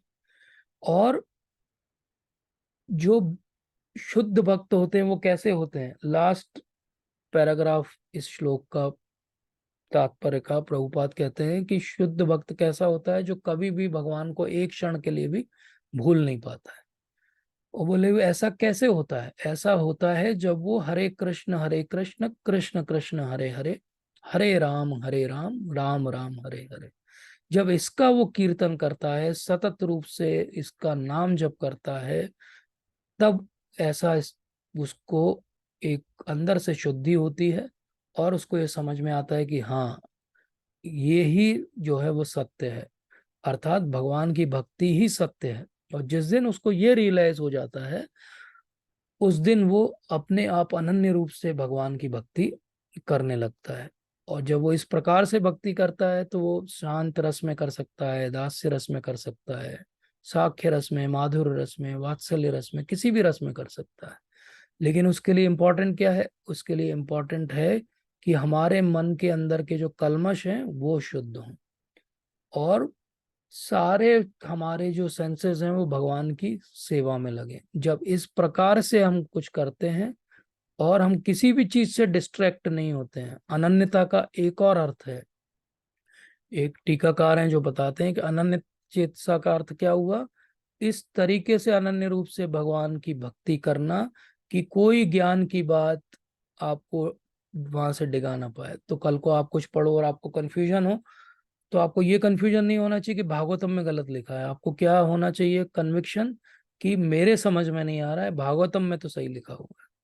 तो जब इस प्रकार से कोई आगे बढ़ता है तो फिर वो उस स्थिति में पहुंचता है, जैसे कुलशेखर अलवार की हमने कथा सुनी, कि जब वो कथा सुनता है तो वो कथा सुनता नहीं है, वो कथा में जीने लगता है। तो अब ऐसी हमारी स्थिति तो नहीं है, तो हम ऐसी स्थिति कैसे लाएं? इसके लिए हम 3 टिप्स समझेंगे और फिर हम आज के सत्र को विराम देंगे। तो पहली टिप है कि भगवान को अगर हमेशा याद करना है तो भगवान के पहले तत्व को समझिए, पहले ग्रेटनेस को समझिए, फिर स्वीटनेस समझ में आएगी। अगर हमें भगवान की ग्रेटनेस ही समझ में नहीं आएगी तो हमें उनकी स्वीटनेस भी कभी रियलाइज नहीं होगी। इसीलिए भगवान बार बार कह रहे हैं 10th चैप्टर में, इवन 7th चैप्टर में, 11th चैप्टर में, क्या कह रहे हैं वो? यही कह रहे हैं, आम सर्वस्य प्रभो मत्ता सर्वम प्रवर्तते इति मत्वा भजन्ते माम बूढ़ा भाव समन्विता। बोले मैं सर्वस्व हूं ये पहले समझो, उसके बाद समझ के मेरी भजन कर पाओगे, वैसे नहीं कर पाओगे। इसीलिए कह रहे हैं एताम विभूति योगम च मेवम यो वेत्ति तत्वतः, ये विभूति योग जो जानेगा तत्व रूप से वो ही मेरे पास आएगा, वो ही योगी होगा, वो ही मुझसे जुड़ेगा, और कोई नहीं जुड़ेगा। तो पहली चीज क्या है, अगर सतत रूप से भगवान को याद करना है, अनन्य चेतसा बनना है, तो पहली चीज है भगवान के तत्व को बहुत भली भांति अच्छे से समझना पड़ेगा। दूसरा क्या करना पड़ेगा, दूसरा हमें भक्तों का संग करना पड़ेगा। अगर हम भक्तों का संग नहीं करेंगे जिनको वो अंडरस्टैंडिंग है, या हम भक्तों के संग में इधर उधर की बात करेंगे, भागवतम और भगवत गीता की बात को छोड़ के, तो वो भक्तों का संग भी टेक्निकली भक्तों का संग नहीं हुआ। तो भक्तों का संग करें तो भगवान की बात करें। इसीलिए भगवान कहते हैं मत चित्ता मत गता प्राणा बोधयंता परस्परम कथयंतश्च माम नित्यम तुष्यंती च रमंती च। तो क्या हम जब भगवान की बात करते हैं तो हमको बड़ी संतुष्टि लगती है, या हम घड़ी देखने लगते हैं कि अरे 1 घंटा हो गया, ये बंद क्यों नहीं कर रहे हैं बोलना। तो पॉइंट क्या है, जिस दिन ऐसा हो जाए कि हम घड़ी देखना बंद कर दें और हमें इतना रस आने लगे भगवान की बात सुनने में कि हमें लगे ये बंद क्यों हो गया, ये चलते क्यों नहीं रहा, तो हमने सच में भगवान से अनन्य भक्ति जागृत कर ली। जैसे प्रभुपाद एक उदाहरण देते हैं कि बहुत नेचुरल है किसी यंग बॉय को, यंग गर्ल को देख के अट्रैक्ट होना या उसके संग को एंजॉय करना। बोले भक्त भी ऐसा ही होता है, उसके लिए वो नेचुरल है कि वो भगवान के संग को और भक्तों के संग को एंजॉय करता है। उसके लिए कोई प्रयास नहीं करना पड़ता उसको, क्योंकि वो अंदर से शुद्ध है, उसको कोई भी स्ट्रिंग्स अटैच नहीं है उसकी, इसलिए वो अच्छे से कर लेता है उस बात को। तो ये बात को समझना बहुत ही जरूरी है। और तीसरी बात जो हमारे लिए जरूरी है वो है नॉलेज। नॉलेज का अर्थ क्या होता है, जब तक हम तब तक हम आगे भक्ति में नहीं बढ़ पाएंगे। तो ये ज्ञान कौन देगा, ये ज्ञान हमें प्रभुपाद के माध्यम से मिलेगा, भक्तों के माध्यम से मिलेगा, जो हमें ये सिखाएंगे कि कैसे ये ज्ञान हम अपने जीवन में डेवलप कर सकते हैं। बट आजकल प्रॉब्लम क्या है, सबके साथ ये है कि सबको लगता है हमें सब कुछ आता है, हमें किसी से कुछ सीखने की क्या आवश्यकता है। कर्मी बातों के लिए हम बहुत सारे लोगों के पास में चले जाते हैं, बहुत कुछ सीख लेते हैं, उनको रिक्वेस्ट कर लेते हैं, सालों तक उनके आगे पीछे घूमते रहते हैं, लेकिन भक्ति की बात सीखने में हमारे कोई भी रुचि जागृत नहीं होती। ये बहुत दुख की बात है। और इसकी जो कंपैरिजन है वो कहते हैं भक्ति विनोद ठाकुर महाराज की, जैसे धेनुकासुर का वध किया था बलराम जी ने। वो धेनुकासुर क्या रिप्रेजेंट करता है, वो यही मटेरियलिस्टिक इंटेलिजेंस को रिप्रेजेंट करता है। बोले जैसे बलराम जी ने धेनुकासुर का वध किया, तो बलराम जी ने क्यों किया, कृष्ण ने क्यों नहीं किया, क्योंकि बलराम जी गुरु तत्व हैं। तो ऐसे ही हमारी जो ये ज्ञान की बात है वो कहाँ से आएगी, वो गुरु से आएगी। तो दिव्य ज्ञान हृदय प्रकाशित हो, ये दिव्य ज्ञान कौन प्रकाशित करेगा हृदय में, भगवान के जो शुद्ध प्रामाणिक भक्त हैं वो करेंगे। तो हम सब का स्तर अभी धेनुकासुर जैसा है, और हमारे अंदर वो दिव्य ज्ञान कहाँ से आएगा, भगवान से आएगा। और ये दिव्य ज्ञान कैसे आएगा, अब इस ये सर्कल हमारा आज का डिस्कशन का कंप्लीट हो जाएगा। और वो क्या है, भगवान 10:10 में बोलते हैं तेषाम सतत युक्तानाम भजताम प्रीति पूर्वकम ददामि बुद्धि योगम तम येन माम उपयांति थे। तो जो सतत रूप से मेरा भजन करेगा उसको मैं ज्ञान दूंगा, बुद्धि योग दूंगा। अब ये बात पूरी हो गई। बात कैसे पूरी हो गई, बात वहां से चालू हुई थी कि सतत रूप से अनन्य रूप से भगवान की भक्ति कैसे की जाए, और भगवान ने बोला सतत रूप से भक्ति करते रहो मेरी, मैं तुम्हें ज्ञान दूंगा। अब इस बात को आप सोचते रहिए कि ये कैसे देंगे भगवान ज्ञान। इसको हम अगले सत्र में चर्चा करेंगे कि ये ट्रिक कहाँ से सॉल्व होगी। अब कि भगवान ने बोल तो दिया यहाँ पे, लेकिन कैसे होगा ये, क्यों देंगे भगवान बुद्धि। और फिर बात तो वही थी कि हम सतत रूप से नाम नहीं ले पा रहे हैं, और भगवान ने ये बोल के छोड़ दिया कि तुम सतत रूप से नाम लो, मैं तुम्हें बुद्धि ज्ञान दूंगा। तो ये तो बात कुछ अभी पूरी तरीके से क्लियर हुई नहीं है। तो इसको हम अगले सत्र में आगे समझेंगे, और अगले सत्र में हम बहुत महत्वपूर्ण चर्चा करेंगे हरिनाम की महिमा, और कैसे हम हरिनाम में रुचि जागृत करें कि हमारा श्रवण जो है वो उत्साह पूर्वक हो, हमारा नाम जब इतना अच्छा हो कि हमें उसमें रुचि आने लगे, और कैसे हम इसमें और आगे बढ़ सकते हैं। तो हमको बहुत कुछ अभी डेवलप करना है इसके लिए, सिंसियरिटी, ओबीडियंस, एक सेंस ऑफ अर्जेंसी, एक पेशेंस, तब ये टेस्ट ऑफ हरि नाम डेवलप होगा। लेकिन ये सारे पॉइंट्स को हम अगले सत्र में विस्तार से समझने का प्रयास करेंगे। तो आज का सत्र हम यहीं पर विराम देते हैं। आज हमने ये समझा कि भगवान का सतत रूप से अगर हम ध्यान करें तो भगवान स्वयं हमारे ऊपर कृपा करेंगे। अब ये सतत रूप से ध्यान कलयुग में नाम जप के माध्यम से हो सकता है, और ये नाम जप कैसे अच्छे से किया जाए इसको हम आगे के सत्रों में समझेंगे। तो अगर कोई त्रुटि सुधार है, कोई प्रश्न है, कोई शंका है तो उसको ले सकते हैं। अन्यथा मैं जो प्रेयर्स आप लोगों ने भी लिखी होगी, अपने स्वतः भी लिखी होगी, तो वो प्रेयर्स आप में से अगर कोई शेयर करना चाहे तो कर सकते हैं। और अगर एनोनिमस रहना चाहें तो आप एनोनिमस भी रह सकते हैं। जो एक प्रेयर मेरे पास कुछ आई हैं उनमें से बहुत सुंदर प्रेयर है। वो लिखते हैं कि हे प्रभु, हम आपकी शरण में हैं, आप सर्वव्यापी हैं और आप दिव्य योजनाओं से संसार निरंतर गतिमान है।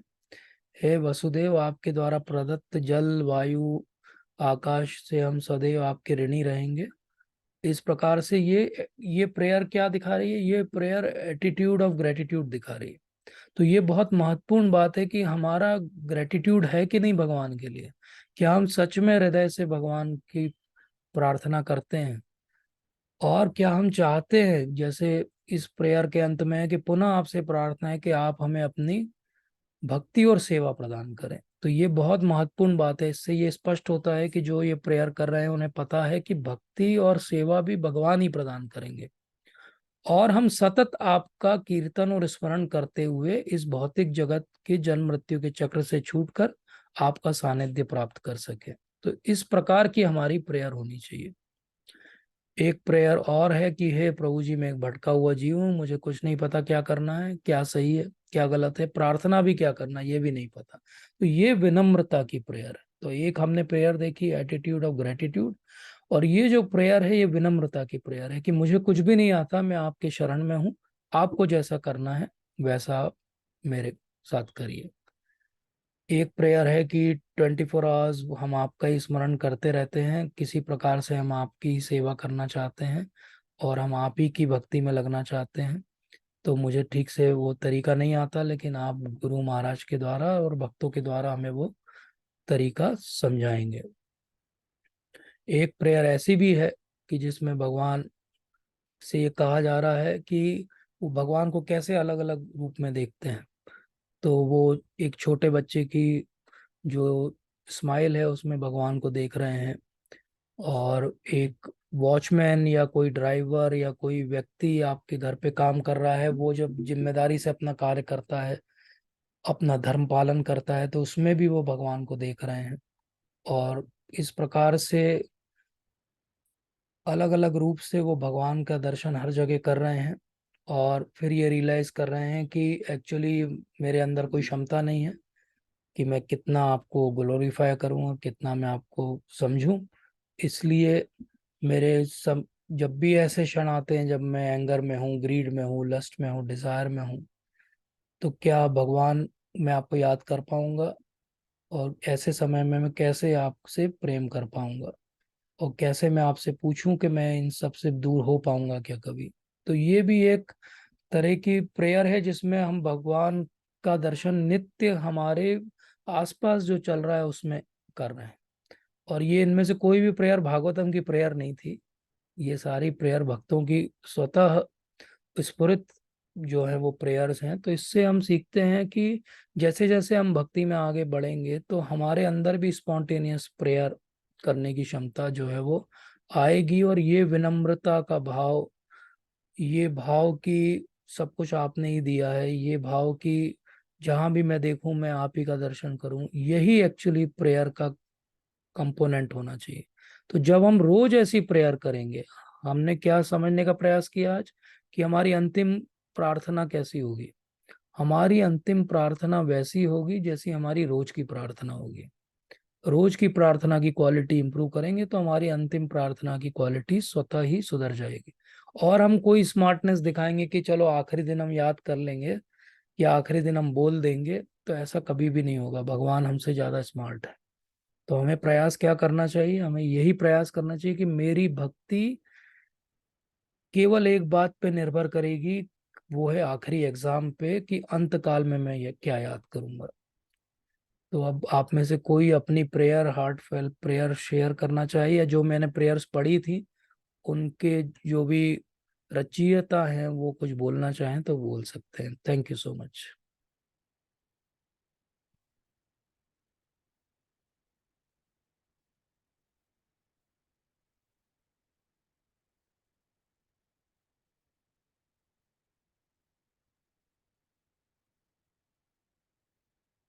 अजीत प्रभु जी ने कुछ लिखा है, let me read.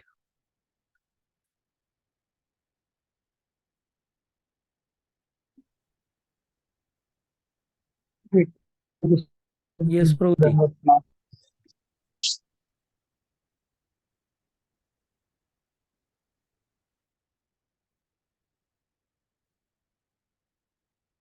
Very nice prayer Prabhu ji, very nice. You want to speak it loud?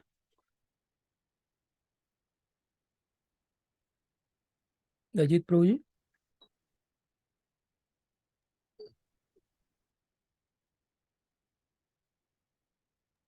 Hare Krishna Prabhu. Yes Prabhu ji, very heartfelt prayer, very nice, I don't know Prabhu ji, बस सिर्फ वेरी जो समझ नाइस। में आया था, बिकॉज जो बस this understanding that actually we are not at all qualified, यही अंडरस्टैंडिंग हमको ध्यान योगी ज्ञान योगी से अलग बनाती है। क्योंकि ध्यान योगी ज्ञान योगी सबको लगता है कि मैं अकम्प्लिश कर रहा हूँ कुछ, इसीलिए उनमें अहंकार का भाव रह जाता है। और भक्त की पहली चीज जो जाती है वो उसका अहंकार है।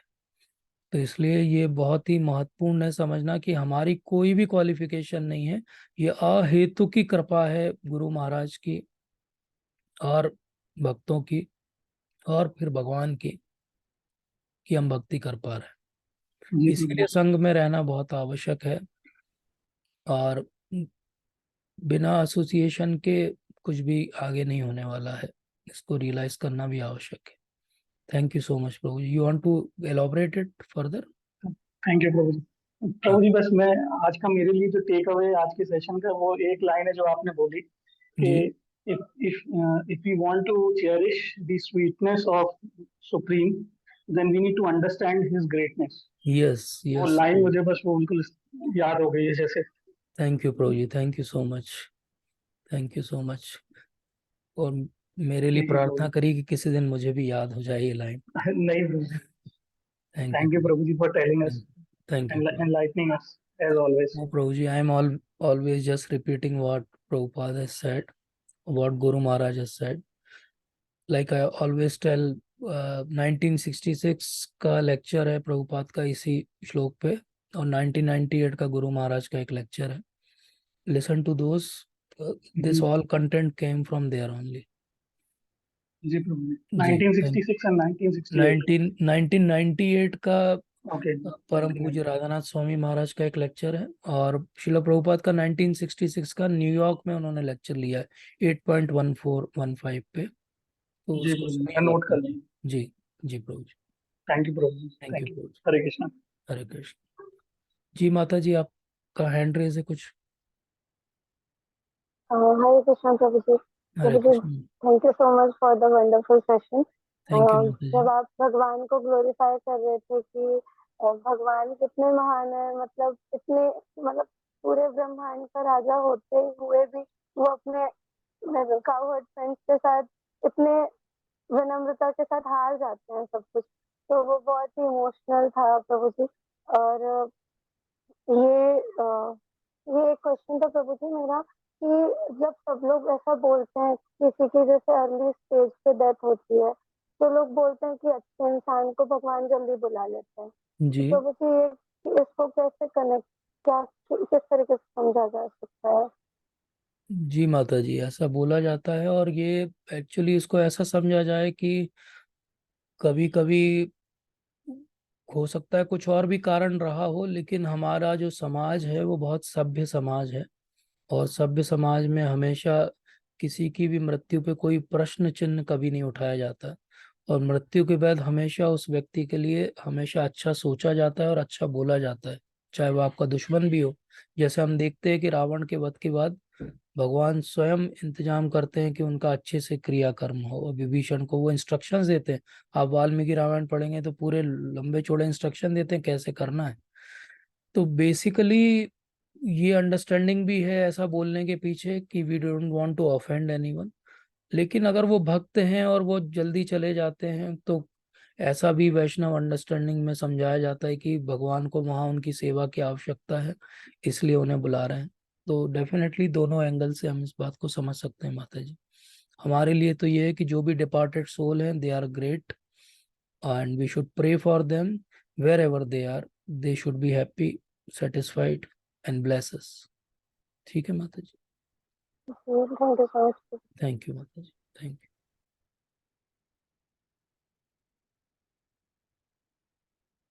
हे प्रभु, हमें इतनी कृपा देना कि हम सब ऐसे भक्ति में लगे रहें। Yes yes, very true, because see bhakti is the rarest what we have got. And somehow कभी कभी जब बहुत बहुत ही रेयर वस्तु, बहुत ही मूल्यवान वस्तु अगर बहुत आसानी से मिल जाती है तो हम उसको ध्यान नहीं रख पाते, उतनी आसानी से हमारे हाथ से वो खो भी जाती है।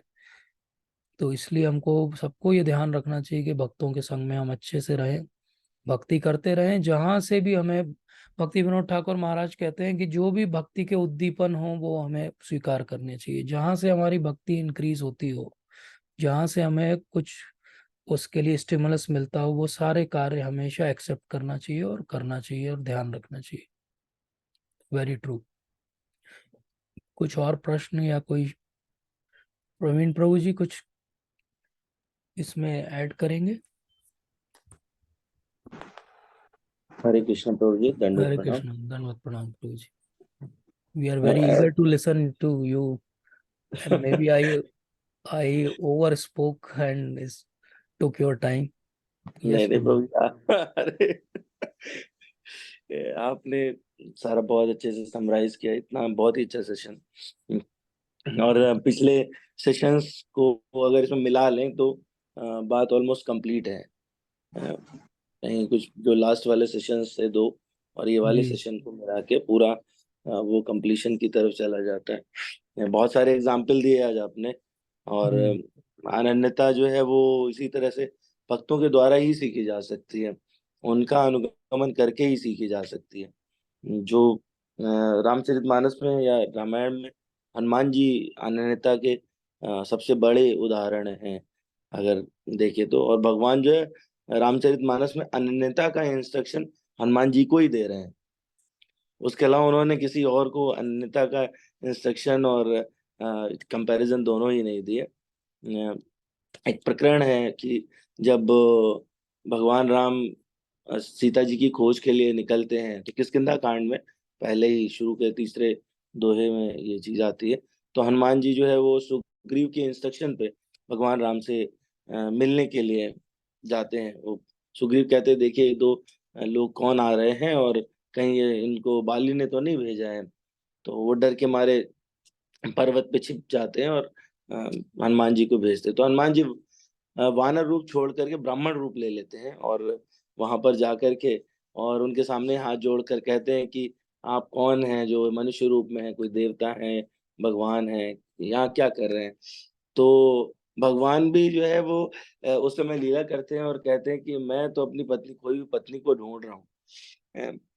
तो हनुमान जी जो है वो उनके चरण पकड़ लेते हैं और वो कहते हैं कि मैं तो माया बस भूल गया, आपको नहीं पहचान पाया, पर आप मतलब स्वामी होने के बावजूद मुझे नहीं पहचान रहे हैं। तो ये ऐसा क्यों कर रहे हैं आप, एक मनुष्य की भांति एक्ट क्यों कर रहे हैं। तो वहां पे हनुमान जी जो है वो दोहा उद्धत कर देता हूँ। वो जो कहते हैं एक मैं मंद मोह बस, कुटिल हृदय अज्ञान, पुण्य प्रभु मोह बिसारे, दीन बंधु भगवान।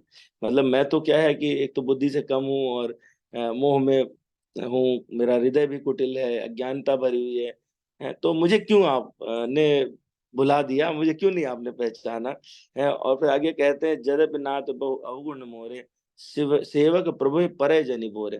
बहुत ही मतलब बहुत ही सुंदर अनन्यता आती भी यहीं से कि मुझे बहुत सारे अवगुण हैं, लेकिन सेवक स्वामी की विस्मृति में ना पड़े, मतलब आप यानी स्वामी आप मुझे ना भूल जाएं, तो ऐसा करना चाहिए। हे नाथ, आपकी माया से जीव मोहित हो सकता है, वो आपकी ही कृपा से पार भी जा सकता है, उसमें जीव का अपना कुछ नहीं है। नाथ जीव तब माया मोहा, सो निस्तरई तुम्हारे ही छोहा। तापर मैं रघुबीर दुहाई, जानो नहीं कछु भजन उपाय। कहते हैं कि मैं आपकी कसम खा के कहता हूँ कि मुझे भजन साधन भी नहीं आता है। सेवक सुत पति मात भरोसे, राही असोच बने प्रभु पोसे। मतलब जो सेवक है, बच्चा है और पति है, ये सारे माता के भरोसे ही होते हैं, और वो उनको जो जिस तरह से पालन पोषण करती है वो उसी ये से रहते हैं, तभी वो निश्चिंत भी रहते हैं। और ऐसा कह के हनुमान जी भगवान के चरण पकड़ लेते हैं, और वो भगवान को उठाना चाहते, उठते नहीं है। तो हनुमान जी से भगवान इसका जवाब दे रहे हैं सबका, वो बहुत सुंदर जवाब।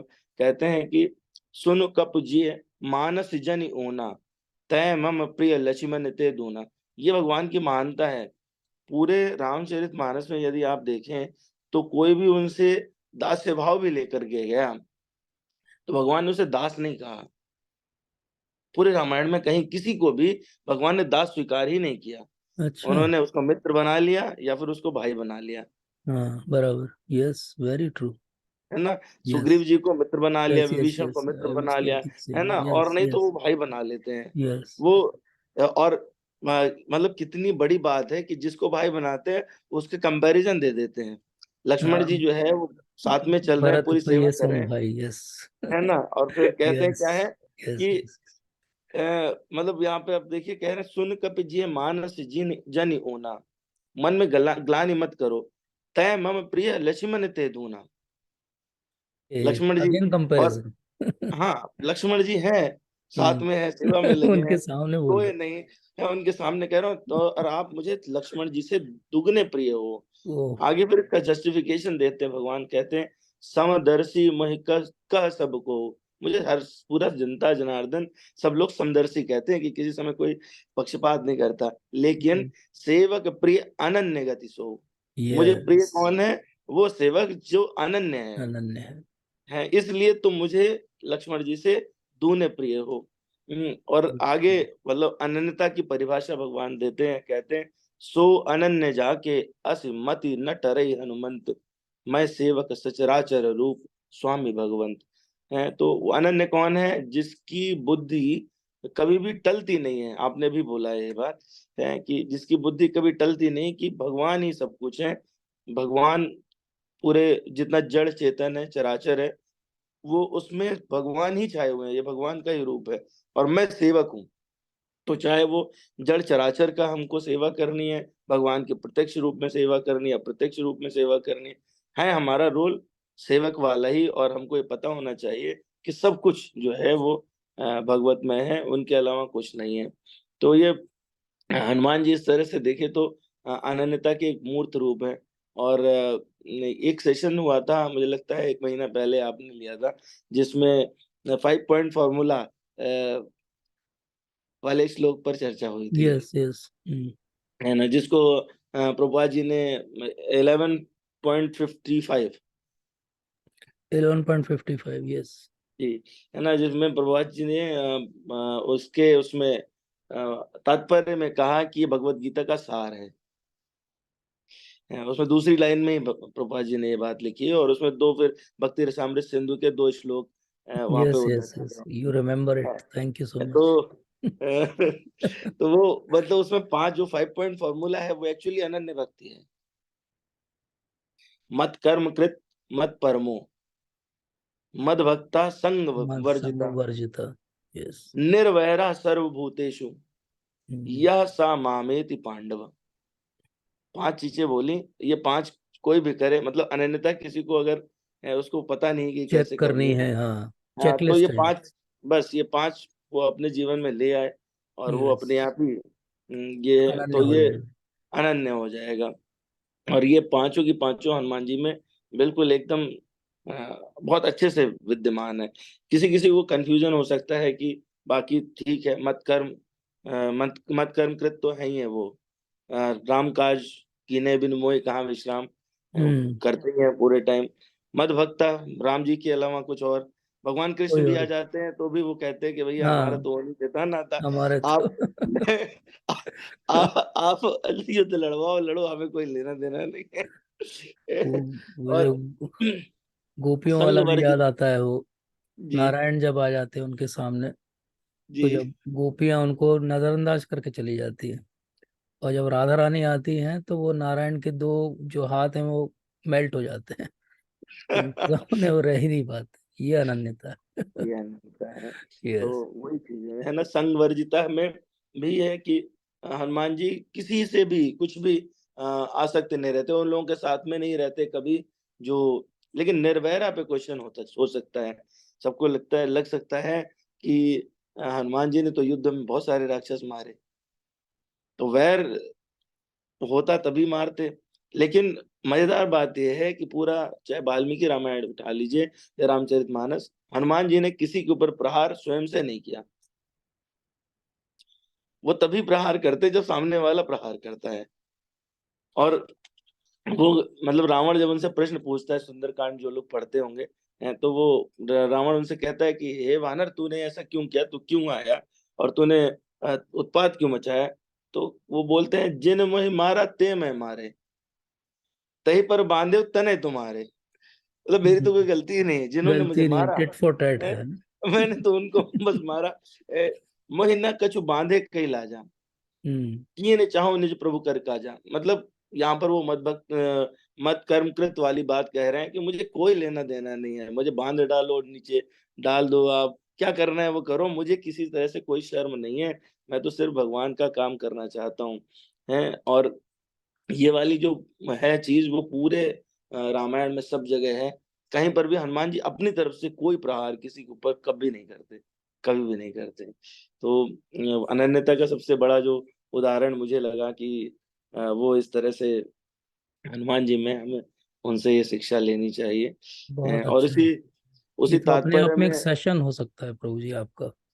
You can take one elaborate session on this topic, really very very deep understanding. इसके लिए बहुत पढ़ना पड़ेगा मुझे। आपने तो पढ़ लिया है। आपने सब पढ़ा हुआ है। नहीं, मैंने रामचरितमानस नहीं आप पढ़ी है, पढ़ूंगा। आपने जो जितना मुझे बताया तो उसी में ऐसा दिखा, बस कि आप ऐसा कह रहे हैं, तो इसलिए मैंने वो उसको वो your eyes see what your mind knows, rather I should rephrase it, your eyes see what your heart knows. Definitely, In a spiritual world, yes. बिल्कुल बिल्कुल प्रभु जी, ज्ञान तत्व तो हृदय में ही प्रकाशित होता Yes, है yes. ना। हृदय वो, प्रकाशित हो। हाँ, Yes, बुद्धि का विषय ही नहीं है ज्ञान। yes, हाँ, yes. ज्ञान और विज्ञान भी जो है वो भी बुद्धि का विषय हाँ, नहीं है, वो भी बुद्धि का विषय नहीं है, वो तो भगवान की कृपा है। भगवान की कृपा है, बिल्कुल। तो इस तरह से बस आप कृपा करें और ऐसा ब्लेसिंग रखें, आशीर्वाद दें कि हमें भी अनन्यता मिल सके, उस मार्ग पर आगे बिल्कुल, हम बढ़ सब सके। मिलकर शिल प्रभुपाद से प्रार्थना करते हैं, और ये प्रार्थना करते हैं कि हम सब कभी किसी जन्म में शायद अनन्य भक्ति को समझ पाएं, और जैसा प्रभुपाद हमसे चाहते हैं वैसा कुछ कर पाएं उनकी संतुष्टि के लिए। तो यही भाव यहाँ पे असीम रूप प्रभु जी ने भी लिखा है कि भगवान, वैष्णव आचार्य, शिल प्रभुपाद, गुरु महाराज, इन सब की कृपा होगी तब हम जो है वो यहाँ से भगवत धाम जा पाएंगे। तो ये बिल्कुल सही बात है। तो आप सभी का बहुत बहुत धन्यवाद। अगर कोई और बात ना हो तो हम सत्र को यहीं पर विराम देंगे। अगले सत्र में हम हरिनाम जब किस प्रकार से करना चाहिए, technique and process and how to develop attachment, इस पे बात करेंगे। तो आप सभी का बहुत बहुत धन्यवाद। वाञ्छाकल्पतरुभ्यश्च कृपा सिन्धुभ्यैव च पतितानां पावनेभ्यो वैष्णवेभ्यो नमो नमः। हरे कृष्ण प्रभु। जय श्रील प्रभुपाद। हरे कृष्ण प्रभु जी। हरे कृष्ण।